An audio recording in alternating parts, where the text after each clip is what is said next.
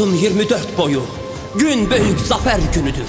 Şanlı Türk'ün asil soyu gün büyük zafer günüdür, zafer günüdür.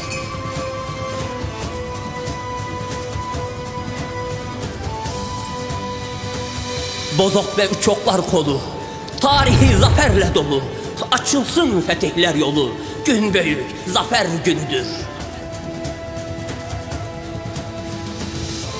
Malazgirt'te izimiz var, nice şehit gazimiz var. 1000 asırlık mazimiz var, gün büyük zafer günüdür.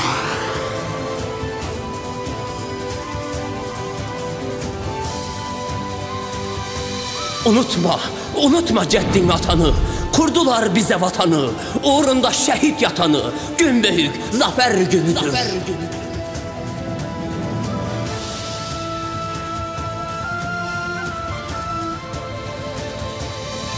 Yakındır günü gelecek, tüm cihan bunu bilecek. Haçlıyı kökten silecek, gün büyük zafer günüdür.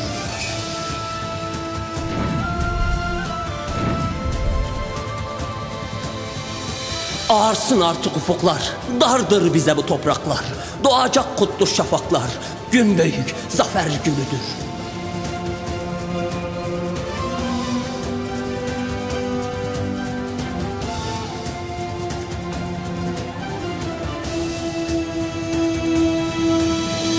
Sefer vakti işte o an, bilesin ki kan aynı kan.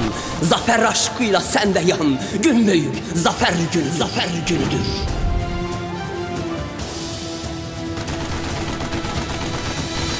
Türkmenoğlu kam ekelim, burçlara sancak dikelim. Yezid kanını dökelim, gün büyük zafer günüdür, zafer günüdür.